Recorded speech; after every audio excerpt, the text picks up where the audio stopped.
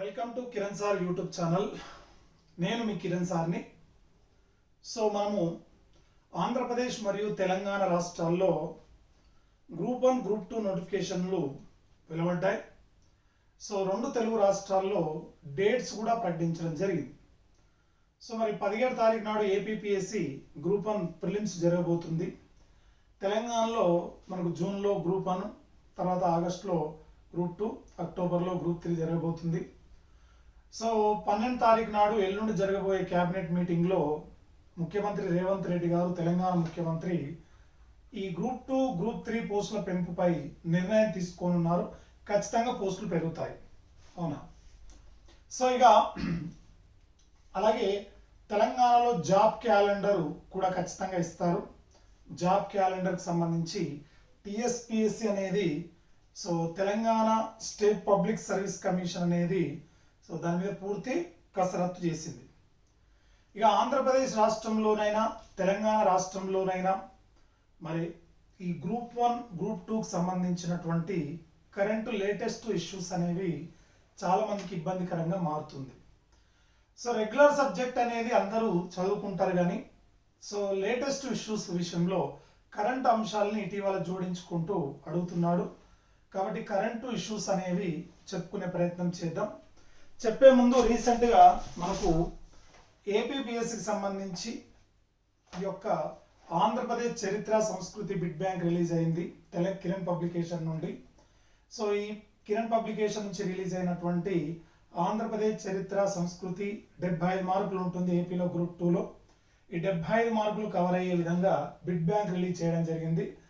ఇదండి Kiran publication AP history bit bank అంటే మీకు ఎక్కడైనా దొరుకుతుంది. తర్వాత సామాజిక నిర్మితి సమస్యలు. సామాజిక నిర్మితి సమస్యల పైన వచ్చిన మొదటి, అలాగే సమగ్రంగా ఉన్న ఏకైక బిడ్ బ్యాంకు మార్కెట్లో ఇది ఒకటే అండి. దీంతో పాటు మీకు తెలుగు మీడియంలో పాలిటీ కిరణ్ పబ్లికేషన్ నుంచి ఉంటుంది, ఇంగ్లీష్ మీడియంలో కిరణ్ పబ్లికేషన్ నుంచి పాలిటీ బిడ్ బుక్ వచ్చింది. ఇది తీసుకునే ప్రయత్నం చేయండి. ఇంగ్లీష్ మీడియం, తెలుగు మీడియంలో కూడా కొత్తది త్వరలో అందుబాటులోకి వస్తుంది. తర్వాత తెలుగు మీడియంలో పాలిటీ బిడ్ బ్యాంక్ ఉంటుంది. చాలామంది తెలిసింది కిరణ్ పబ్లికేషన్ అంటే పాలిటీ బిడ్ బ్యాంక్ అనేది చాలా ఫేమస్ అని. అవన్నీ కూడా మనకు ఉండడం జరుగుతుంది. ఇక లేటెస్ట్ ఇష్యూస్కి వచ్చేసి మనం మొట్టమొదట ఇటీవల సుప్రీంకోర్టు అనేది వజ్రోత్సవంలోకి అడుగుపెట్టింది. అంటే 75 సంవత్సరాల మరి కాలంలోకి సుప్రీంకోర్టు అనేది అడుగు పెట్టడం జరిగింది. అంటే భారత సుప్రీంకోర్టు 1950 జనవరి 28 నాడు అమల్లోకి వచ్చింది. ఎప్పటి నుంచి అంటే 1950 జనవరి 28 నుంచి ప్రజెంట్ ఉన్నటువంటి సుప్రీంకోర్టు అనేది అమల్లోకి వచ్చింది. అయితే మరి సుప్రీంకోర్టుకు సంబంధించి ఇటీవల వజ్రోత్సవ వేడుకల్ని, వజ్రోత్సవం అంటే ఏంటంటే 75 ఏళ్ళు, 75 సంవత్సరాలని వజ్రోత్సవం అంటారు. 1950 2024 అంటే 75వ ఏటకు అడుగుపెట్టింది అన్నట్టు. అంటే 74 ఏళ్ళు కంప్లీట్ చేసుకొని 75వ సంవత్సరంలోకి అడుగుపెట్టింది. ఈ సందర్భంగా ఈ వజ్రోత్సవ వేడుకల్ని ఢిల్లీలో మన గౌరవ భారత ప్రధానమంత్రి మోడీ గారు ప్రారంభించారు వజ్రోత్సవ వేడుకల్ని. అయితే ఈ వజ్రోత్సవ వేడుకలకు బంగ్లాదేశు, శ్రీలంక, భూటాను, నేపాల్, తర్వాత మారిషస్, ఈ యొక్క దేశాల సుప్రీంకోర్టు ప్రధాన న్యాయమూర్తులు కూడా ఈ యొక్క వజ్రోత్సవాలకు హాజరయ్యారు, అవునా? మనకు తెలుసు భారతదేశంలో అత్యున్నతమైనటువంటి కోర్టు సుప్రీంకోర్టు. సుప్రీంకోర్టు కంటే పైన కోర్టు ఇక మన దేశంలో లేదు. భారత సుప్రీంకోర్టు ఇచ్చే తీర్పుల్ని ఖచ్చితంగా ప్రతి కోర్టు పాటించాలి. ఒక సుప్రీంకోర్టు తీర్పుల్ని మార్చగలిగిన శక్తి ఉన్నటువంటి ఏకైక వ్యక్తి భారత రాష్ట్రపతి మాత్రమే. అయితే మరి ఈ సుప్రీంకోర్టుకు సంబంధించి మనకు 1950 జనవరి 28 నాడు ఉదయం 9:45 సుప్రీంకోర్టు ప్రారంభమైందండి. ఉదయం 9:45కి ప్రారంభమైంది. అయితే ప్రారంభంలో ఈ సుప్రీంకోర్టులో ఒక ప్రధాన న్యాయమూర్తి, 7 ఇతర న్యాయమూర్తులు ఉండేది, అవునా? ఒక ప్రధాన న్యాయమూర్తి గారు, 7 ఇతర న్యాయమూర్తులు, అంటే 8 మంది న్యాయమూర్తులతో ప్రస్తావన ప్రారంభమైనటువంటి ప్రస్తుత సుప్రీంకోర్టు ఒక ప్రధాన న్యాయమూర్తి 33 మంది ఇతర న్యాయమూర్తులు, అంటే టోటల్గా 34 మంది న్యాయమూర్తులతో ప్రజెంట్ సుప్రీంకోర్టు నడుస్తుంది. అయితే 1950 జనవరి 28 నాడు మన సుప్రీంకోర్టు అనేది ప్రారంభించేటువంటి సందర్భంలో సొంత బిల్డింగ్ లేదు.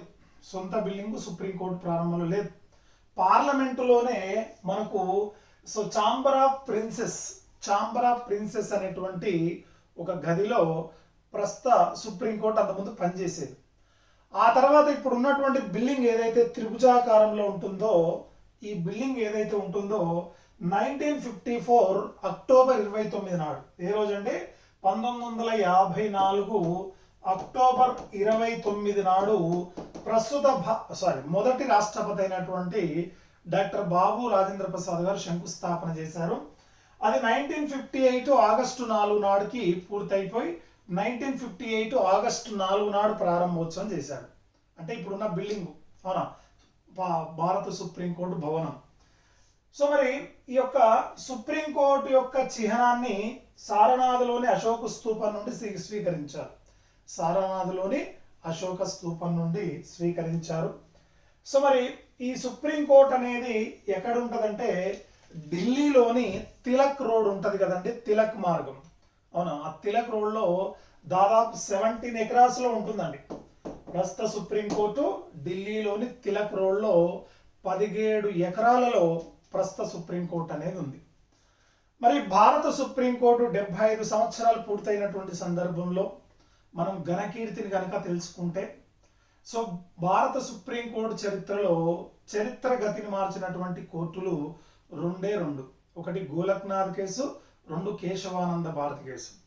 అయితే గోలక్నాథ్ కేసు ఏంటంటే ఇందిరాగాంధీ పరిపాలన విషయంలో అప్పుడు వచ్చినటువంటి పరిపాలనా విభేదాల వల్ల ప్రాథమిక హక్కుల్ని సవరించే అధికారం భారత పార్లమెంటుకు లేదని మరి అప్పుడున్నటువంటి గోలక్నాథ్ కేసులో సుప్రీంకోర్టు తీర్పు చెప్పింది. ఏ కేసు అంటే గోలక్నాథ్ వర్సెస్ పంజాబ్ కేసులో ప్రాథమిక హక్కుల్ని మార్చే శక్తి, సవరించే శక్తి భారత పార్లమెంటుకు లేదని గోలక్నాథ్ కేసులో తీర్పు చెప్పింది. అదే సుప్రీంకోర్టు కేశవానంద భారత్ కేసులో మనకు ప్రాథమిక హక్కులతో సహా దేన్నైనా మార్చే అధికారము భారత పార్లమెంటుకు ఉంటుందని ఏ కేసులో తీర్పు చెప్పారంటే కేశవానంద భారతి కేసులో తీర్పు చెప్పారు. మనకు తెలుసు కేశవానంద భారతి కేసులో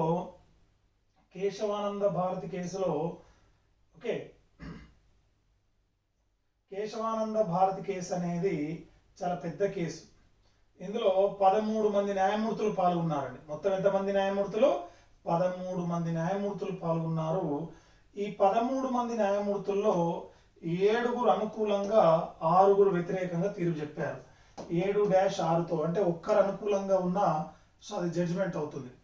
ఈ కేశవానంద భారతి కేసులో తీర్పు చెప్పిన ఒకే ఒక తెలుగువాడు ఎవరంటే జగన్మోహన్ రెడ్డి గారు అండి. ఎవరు? పి జగన్మోహన్ రెడ్డి గారు.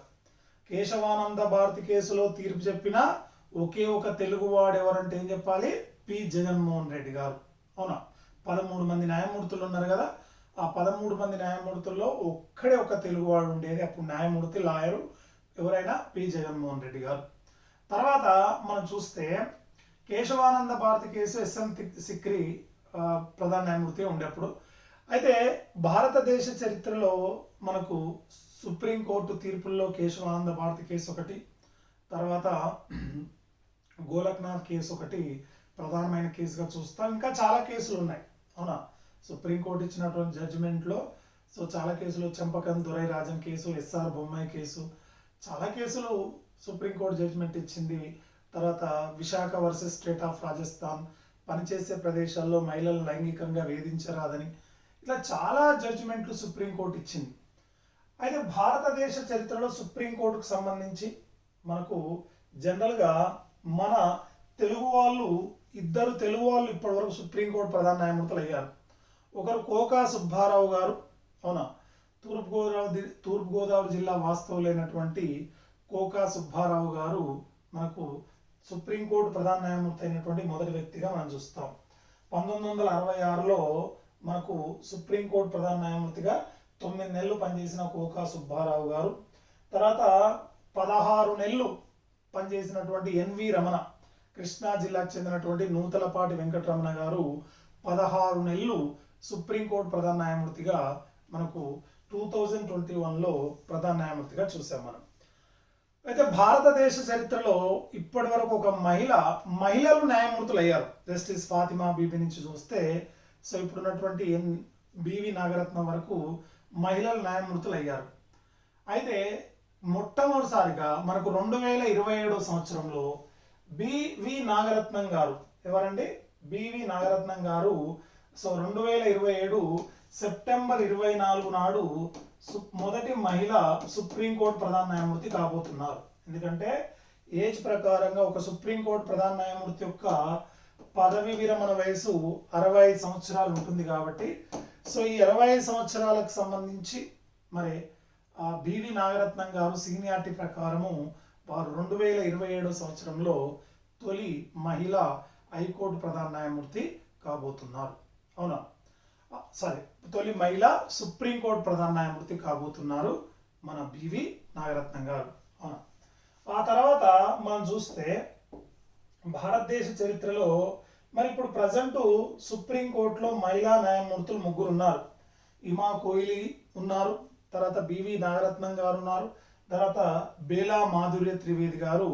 ప్రజెంట్ సుప్రీంకోర్టులో 3 మహిళా న్యాయమూర్తులు పనిచేస్తున్నారని చెప్పేసి మనం చెప్పుకుంటాం. మరి రీసెంట్గా చనిపోయినటువంటి ఫాతిమా బీబీ, మరి కేరళ రాష్ట్రానికి చెందినటువంటి జస్టిస్ ఫాతిమా బీబీ గారు సుప్రీంకోర్టుకు మొట్టమొదటి మహిళా న్యాయమూర్తిగా 1989 సంవత్సరంలో ఒక మహిళా లాయర్ అయినటువంటి మొదటి వ్యక్తి సో ఫాతిమా బీబీ, రుమాపాల్, జ్ఞానసుధా మిశ్రా, అవునా, రంజనా ప్రకాష్ దేశాయ్, తర్వాత ఇట్లా ఇమా కోహ్లీ, తర్వాత బేలా మాధుర్య త్రివేది, సో బివి నాగరత్నం గారు, సో ఇట్లా మనకు మహిళా న్యాయమూర్తులుగా పనిచేశారు. కాబట్టి చరిత్రలో ఇప్పుడు వార్తల్లో ఉన్న విషయం ఏంటంటే భారత సుప్రీంకోర్టు 75 సంవత్సరాలు పూర్తి చేసుకుంది, వజ్రోత్సవాలు జరుపుకుంటుంది. ఈ వజ్రోత్సవాలను ఇటీవల ఢిల్లీలో ప్రారంభించిన భారత ప్రధానమంత్రి నరేంద్ర మోదీ గారు అని చెప్పేసి మనము చెప్పుకుంటాం. ఇక తర్వాత రెండో విషయం ఏంటంటే ఈ రోజే మీకు పేపర్లో వచ్చింది. ఇక నుంచి ప్రతి కరెంట్ ఇష్యూస్ మనం చెప్పుకునే ప్రయత్నం చేద్దాం. ఈ రోజే మనకు వచ్చినటువంటి మరొక ఇష్యూ ఏంటంటే జాతీయ SC commission, national SC commission కు కొత్త చైర్మన్ నియమితులయ్యారు. జాతీయ ఎస్సీ కమిషన్ కి ఎవరు నియమితులయ్యారు? కొత్త చైర్మన్ గారు నియమితులయ్యారు. సో మరి జాతీయ ఎస్సీ కమిషన్ చైర్మన్ గా సో కిషోర్ మక్వానా, గుజరాత్ కు చెందినటువంటి కిషోర్ మక్వానా గారు సో మరి జాతీయ ఎస్సీ కమిషన్ చైర్మన్ గా నియమితులయ్యారు. ఎవరైనా కిషోర్ మక్వానా అనేటువంటి వ్యక్తి జాతీయ నేషనల్ ఎస్సీ కమిషన్ చైర్మన్ గా నియమితులయ్యారు. దీంతో పాటు 2 సభ్యులు నియమితులయ్యారు. ఈ 2 సభ్యులు తెలంగాణ నుంచి సో మరి వడ్డేపల్లి రామచందర్ గారు తెలంగాణ నుంచి, లవ్ కుష్ కుమార్ ఉత్తరప్రదేశ్ నుంచి ఎన్నికయ్యారు. లవ్ కుష్ కుమార్, వడ్డేపల్లి రామచందర్ అనేటువంటి వ్యక్తులు 2 ఎస్సీ కమిషన్ సభ్యులుగా నియమితులయ్యారు. ఎస్సీ కమిషన్ లో మనకు తెలుసు ఒక చైర్మన్ ఉంటాడు, ఒక వైస్ చైర్మన్ ఉంటాడు, 3 ఇతర సభ్యులు ఉంటారు, మొత్తము 5 సభ్యులు ఉంటారు. సో వీరిని రాష్ట్రపతి నియమిస్తాడు అధికారికంగా. దానికంటే ముందు కేంద్ర ప్రభుత్వం నిర్ణయం తీసుకుంటుంది ఎస్సీ కమిషన్ లో సభ్యులు ఎవరు ఉండాలి, చైర్మన్ ఎవరు ఉండాలి అనేది. సో మరి ఈ యొక్క ఎస్సీ కమిషన్ చైర్మన్ సభ్యులకు సంబంధించి ఎవరు ఉత్తర్వులు జారీ చేస్తారంటే సామాజిక న్యాయ సాధికారత మంత్రిత్వ శాఖ. ఓకేనా? సామాజిక న్యాయ సాధికారత మంత్రిత్వ శాఖ. సో సోషల్ ఎంపవర్మెంట్ డిపార్ట్మెంట్ కి సంబంధించిన వాళ్ళు ఈ యొక్క నియామకానికి సంబంధించి ఉత్తర్వులు జారీ చేయడం జరుగుతుంది. ఎస్సీ కమిషన్ చైర్మన్ కు కేంద్ర క్యాబినెట్ మంత్రి హోదా ఉంటుంది. వైస్ చైర్మన్ కు స్వతంత్ర మంత్రి హోదా, సభ్యులకు కేంద్ర క్యాబినెట్ కార్యదర్శి హోదా ఉంటుంది. సో వీరు 3 సంవత్సరాల పదవి కాలంలో ఉంటారు. ఎస్సీ కమిషన్ చైర్మన్ 3 సంవత్సరాల పదవి కాలం ఉంటుంది. వీళ్ళకి సివిల్ కోర్టు హోదా ఉంటుంది, అంటే డైరెక్ట్ గా యాక్షన్ తీసుకునే అధికారం ఉండదు. సో ఫిర్యాదులను, ఎస్సీ కమిషన్ కు వచ్చిన ఫిర్యాదులను పరిశీలించడము, ఎస్సీల స్థితిగతులను పరిశీలించడము, ఎస్సీలో సంబంధించిన ఫిర్యాదులు పరిశీలించడము, సో వాళ్ళ అభివృద్ధి కార్యక్రమాల్లో పాల్గొనడము, సో ఇలా సలహా రూపక అధికార పరిధి అంటే సివిల్ కోర్టు హోదా ఉంటుంది. ఎస్సీ కమిషన్ చైర్మన్ కు 2,25,000 రూపాయల జీతం ఉంటుందండి. ఎంత? సో 2,25,000 రూపాయల జీతం ఉంటుంది. వీరి పదవి కాలం 3 సంవత్సరాలు ఉంటుంది. సో మరి ఎస్సీ కమిషన్ కి సంబంధించి ఇప్పటి వరకు మనం చూస్తే మరి ఎంతమంది చైర్మన్లు పనిచేశారు అనేది ఒకసారి చూస్తే ఫస్ట్ సూరజ్ భాను చేశాడు. ఎస్సీ కమిషన్ చైర్మన్ గా పనిచేసిన మొదటి వ్యక్తి సూరజ్ భాను. రెండో వ్యక్తి బూటా సింగ్ అండి, బూటా సింగ్ పనిచేశాడు. మూడో వ్యక్తి పిఎల్ పునియా. నాలుగో వ్యక్తి రామేశ్వర్ ఒరాన్. ఐదో వ్యక్తి విజయ్ సాంప్లా, అంటే ఇప్పటి వరకు నిన్నటి వరకు ఉన్నటువంటి విజయ్ సాంప్లా. ఇక ఆరో కమిషన్ ఎస్సీ కమిషన్ చైర్మన్ గా ఎవరు నియమితులయ్యారు? Kishore Makwana. SC commission chairman గా నియమితులైన ఆరో వ్యక్తి ఎవరండి? కిషోర్ మక్వానా అనేటువంటి వ్యక్తి ఎస్సీ కమిషన్ కు 6వ చైర్మన్ గా నియమితులు కావడం జరిగింది. సూరజ్ భాను, బూటా సింగ్, పిఎల్ పునియా, రామేశ్వర్ ఉరాన్, తర్వాత విజయ్ సాంప్లా. ప్రస్తుతం ఎవరు? 2024 మార్చి 9 నాడు నియమితులైనటువంటి మక్వానా, కిషోర్ మక్వానా అనేటువంటి వ్యక్తి నిన్న అంటే మార్చి 9 నాడు ఎస్సీ కమిషన్ చైర్మన్ గా నియమితులు కావడం జరిగింది. ఈ ఎస్సీ కమిషన్ కు రాజ్యాంగబద్ధ సంస్థ. అయితే ప్రారంభంలో ఎస్సీ కమిషన్ అనేది ఎస్సీ ఎస్టీ కమిషన్ అనేది రెండు కలిసి ఉండేది. తర్వాత ఏం చేశారంటే 65వ రాజ్యాంగ సవరణ ద్వారా 1989వ సంవత్సరంలో ఎస్సీ ఎస్టీ కమిషన్ ను రెండింటిని కలిపి ఏర్పాటు చేశారు. తర్వాత ఏమైందంటే 89వ రాజ్యాంగ సవరణ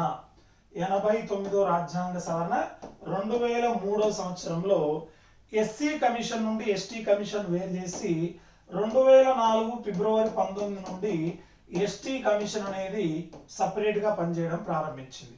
ఇప్పుడు ఎస్సీ కమిషన్ వేరుంటుంది, ఎస్టీ కమిషన్ వేరుంటుంది. ఎస్సీ కమిషన్ తన నివేదికను భారత రాష్ట్రపతికి సమర్పిస్తుంది. ఈ ఎస్సీ కమిషన్ గురించి భారత రాజ్యాంగంలో ఆర్టికల్ 338 338 అనేది ఎస్సీ కమిషన్ గురించి వివరించడం జరుగుతుంది. ఇలా మనకు రెండు ఇష్యూస్ వార్తల్లో ఉన్నాయి. ఒకటి సుప్రీంకోర్టు 75 సంవత్సరాలు పూర్తి చేసుకోవడము, రెండవది ఎస్సీ కమిషన్ నూతన చైర్మన్ గా నియమితులు కావడం కిషోర్ మక్వానా గారు. ఈ రెండు ఇష్యూస్ అనేవి ఈ రోజు మనం డిస్కస్ చేసాము. మిగతా విషయాలు రేపటి క్లాస్లో డిస్కస్ చేస్తాం, నెక్స్ట్ వీడియోలో డిస్కస్ చేస్తాం. Thank you.